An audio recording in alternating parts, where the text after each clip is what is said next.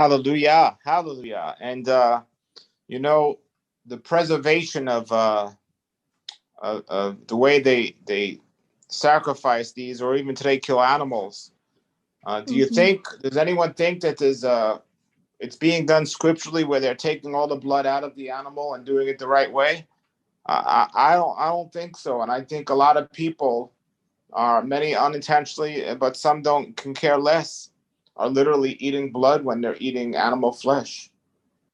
Anyone thinks about that. And Yeah. how do you not eat the fat of the animals? Now, he's talking about, I think, certain fats around certain organs there, because you can't eat animal meat, or the meat of a dead animal, a carcass, Right. without eating some type of animal fat.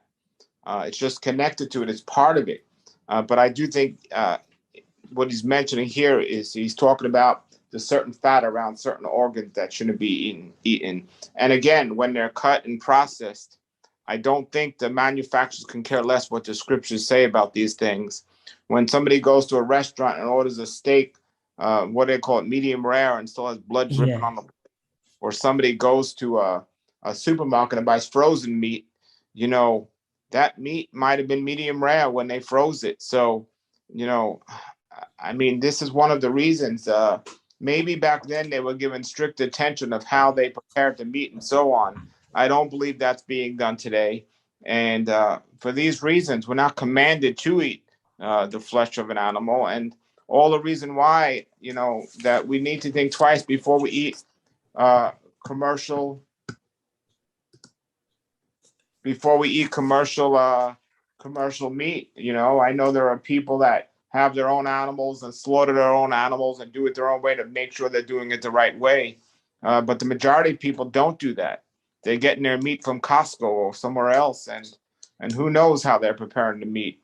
But if you decide to eat the carcass of an animal, at least figure out a system or a way to do it yourself. And I say the same thing about fruits and vegetables for the most part.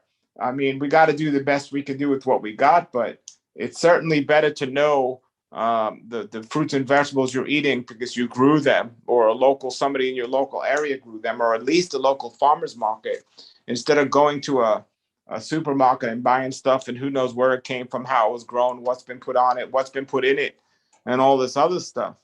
Who knows what they're injecting into meat and the food that the animals are eating, that you're eating, and even the fruits and vegetables out there today, and so on. There's a lot of experiments going on, and who knows.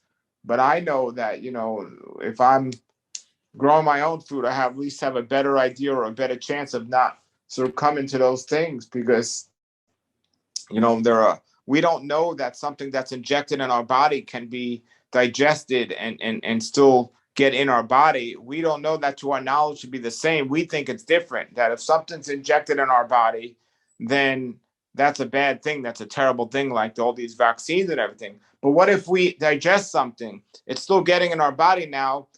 From what we understand as chemistry, it goes through our digestive tracts, and we poop it out. So it's not necessarily staying in our body as of getting something in the blood and mixing it in the blood. But that's what we're told in the science books and so on. But who knows? I know when I eat things, some of those things get into my bloodstream, and some of the things will get into my body. So what if they're injecting the oranges at the store with the same thing they're putting in the vaccines or something else, and they're trying to get it in my body and so on?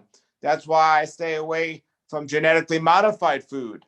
And who knows these things. So this is why when people say making a choice like organic versus non-organic is not as important, but it is. It might not kill us to eat organic food, but who knows what they're putting in those things. And even the organic foods, who knows if they're truly organic? Well, the way we know is to do what we were told to do in Jeremiah and in the scriptures, is to plant gardens and eat the food that they produce. And we are to educate ourselves of how to do this. There's no one in this world, I believe, that has a backyard or a front yard or land that shouldn't be growing something. I'm not saying all your food, but at least something.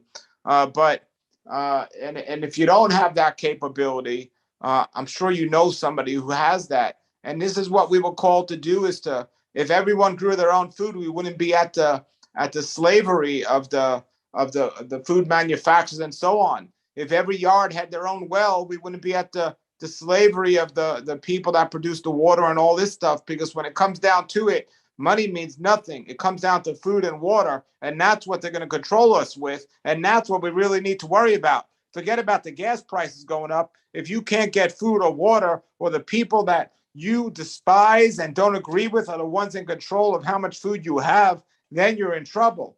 So this is why we need to make sure we put ourselves in a position where we either know somebody who's growing food or we learn how to grow it ourselves, because this is what it's going to come down to, is what we're going to get our food. I mean, anyone in a big city that thinks they don't have room to grow because you're living in an apartment, you need to do some research with the internet and learn about wild edible foods, because 90% of the edible weeds that are out there in nature are edible.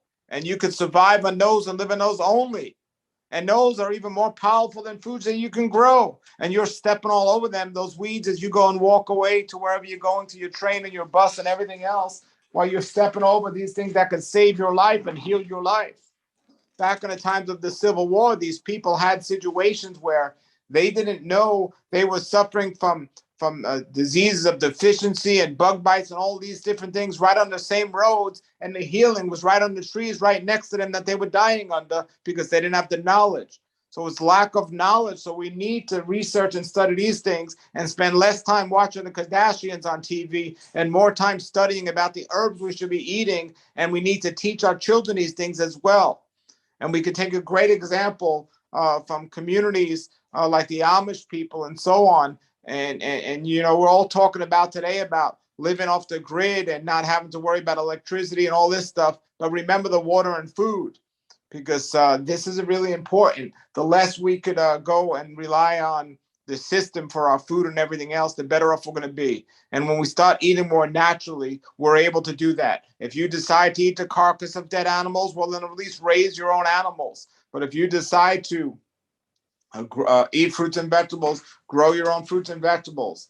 The key is people eat way too much. They eat too much unhealthy stuff, and they're getting themselves in a tremendous situation. And then the end result is we got to go to a doctor for our health and rely to a doctor to heal us from our disease that we created by eating too much of the wrong food to begin with.